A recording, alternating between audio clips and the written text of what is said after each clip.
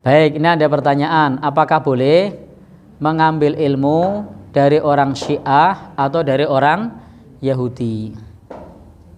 Ini kalau maksudnya adalah ilmu yang terkait dengan akidah, yang terkait dengan keyakinan, yang terkait dengan ibadah, tentu ini tidak direkomendasikan.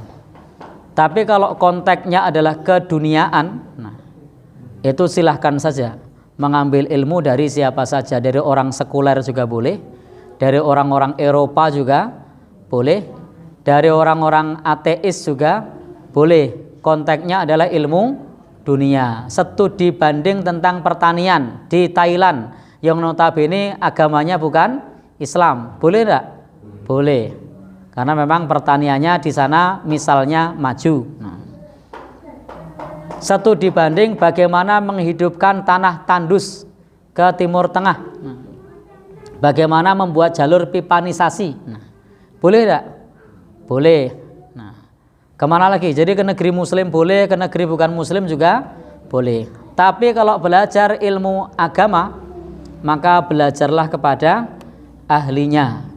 Belajarlah kepada ahlinya, bukan kepada orang Yahudi, bukan pula kepada orang Syiah, bukan pula kepada orang-orang orientalis, orang-orang yang bukan beragama Islam mempelajari Islam.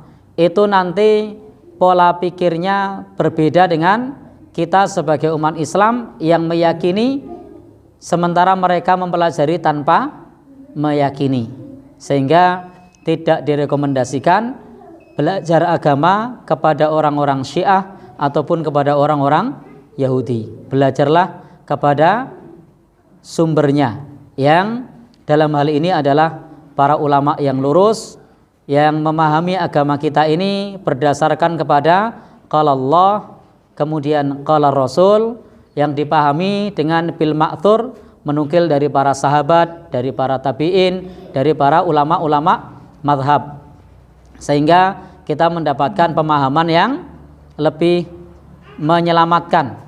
Karena terkait dengan masalah keyakinan itu tidak bisa berupa cerita-cerita mistis, tidak bisa berupa benda-benda keramat, tidak bisa berupa cerita-cerita takhayul, tidak pula bisa berupa amaliyah-amaliyah yang tidak ada tuntunannya. Tetapi di sini kita perlu merujuk kepada sumbernya, yakni Al-Quran dan hadis Nabi Shallallahu Alaihi Wasallam yang disampaikan oleh para ulama yang lurus, yang memahami at-tamassuku bima kana alaihi ashabu Rasulillah, berpegang teguh dengan jalan hidupnya para sahabat Rasulullah Shallallahu Alaihi Wasallam. Wallahu a'lam bishawab.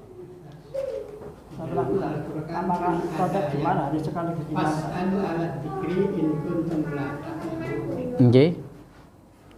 Baik. Jadi ini ada tambahan dari Pak Kiai kita di sini. Apa? Fas'alu ahla dzikri in kuntum la ta'lamun. Jadi perlu bertanya kepada ahlinya jika kita tidak mengetahui. Jadi segala sesuatu itu ada ahlinya, maka tanyanya kepada ahlinya, belajar ilmunya juga kepada ahlinya, bukan belajar yang bukan ahlinya. Jadi penting kita untuk bertanya kepada ahlinya. Demikian pula kalau kita ditanya sesuatu dan kita tidak menguasainya, maka jangan coba-coba untuk memberikan jawaban yang ngalor ngidul. Bilang saja wallahu a'lam bishawab, saya tidak tahu, itu lebih aman. Dan saya pribadi sering dapat pertanyaan dan saya mengecewakan jamaah. Lebih baik saya mengecewakan jamaah untuk sesaat daripada ketika saya memberikan jawaban tetapi jawaban tersebut kemudian membuatnya salah jalan. Maka lebih baik mengatakan saya tidak tahu. Kalau tahu silahkan dijawab, kalau tidak tahu bilang saja saya tidak tahu. Karena ini soal agama, ini urusan agama.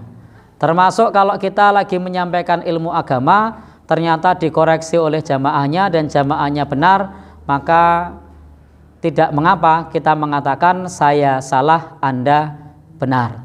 Saya beberapa saat yang lalu ketika menjelaskan mengenai masalah sholat sebelum Jumat itu ada jamaah saya yang mengoreksi saya dan saya bilang Anda benar, saya salah. Tidak apa-apa, daripada nanti ketika kita mempertahankan pendapat yang keliru, maka itu menjadi dosa jariyah kalau itu berpotensi menyesatkan orang lain. Wallahu a'lam bishawab.